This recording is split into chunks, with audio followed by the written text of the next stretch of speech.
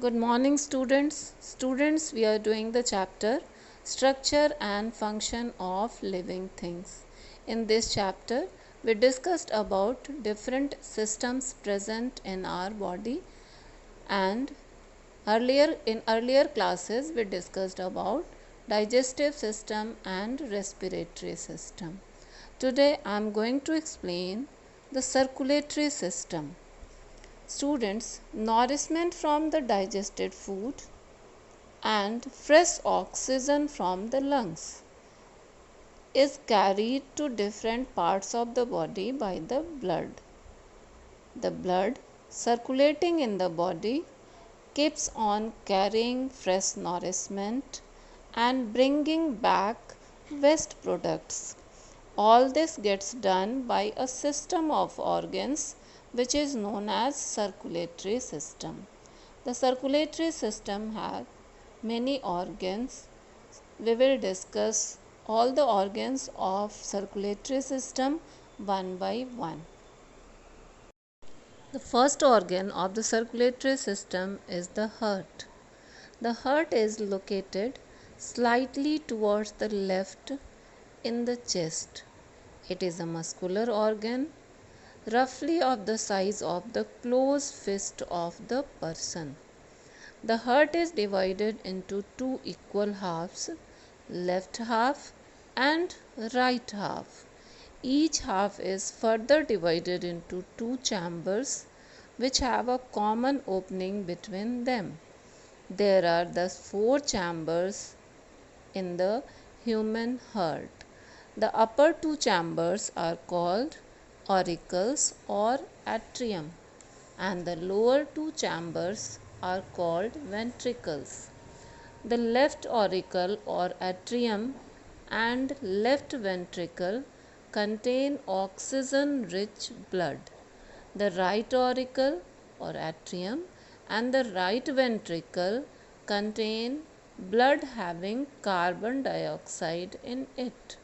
The main function of the heart is to pump blood and keep it moving in the blood vessels.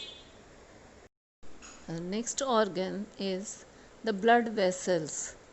Blood moves around in the body through a system of tubes called the blood vessels. There is a network of tubes, system of tubes which are known as blood vessels. They are of three types: the arteries, the veins and the capillaries. The vessels which take blood away from the heart to various parts of the body are called arteries. That means arteries transport blood from heart to different part of the body.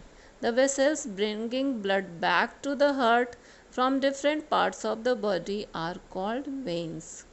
Generally, arteries carry oxygen rich blood, while the veins carry blood having carbon dioxide in it. Arteries are elastic and thick walled and are deep seated. The veins are thin walled and superficial as they are located just under our skin. The arteries and veins are connected to each other by fine vessels called the capillaries.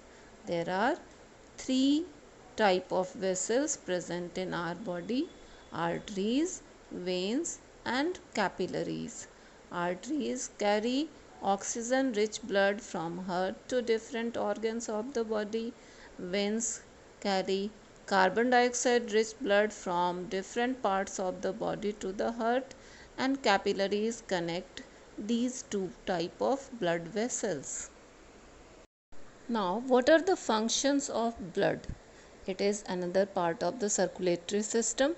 It is a thick red fluid containing red blood cells, white blood cells and blood platelets. And the functions of the blood are: number 1, it transports oxygen, food materials and hormones to all parts of the body. Then it takes back carbon dioxide from all parts of the body to the lungs. Third one, it protects the body from diseases and other infections. And fourth one, It helps to maintain the body at a constant temperature. These are the functions of blood. Now students, I want to share some informations. The first one is blood contains a substance called hemoglobin, which contains iron. Hemoglobin gives blood its red color. Insects have blue, green or colorless blood because they do not have hemoglobin in their blood. The left side of the heart is bigger than the right side of the heart. A heartbeat is the sound the heart makes when the heart valves open and close. A doctor can listen to the sounds by placing a stethoscope on your chest. Humans have 4 types of blood groups: A, B, AB and O. These are the 4 types of blood groups. The rate of heartbeat varies from person to person.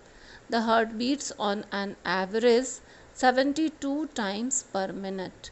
This beat rate increases during exercises, exertions, or when a person is excited. The heart of a newborn baby beats 140 times per minute, whereas the heart of a 3-year-old child beats 100 times per minute. These are very important and interesting information. Now students, we have completed the circulatory system also. So that's all for today. Thank you. Have a nice day.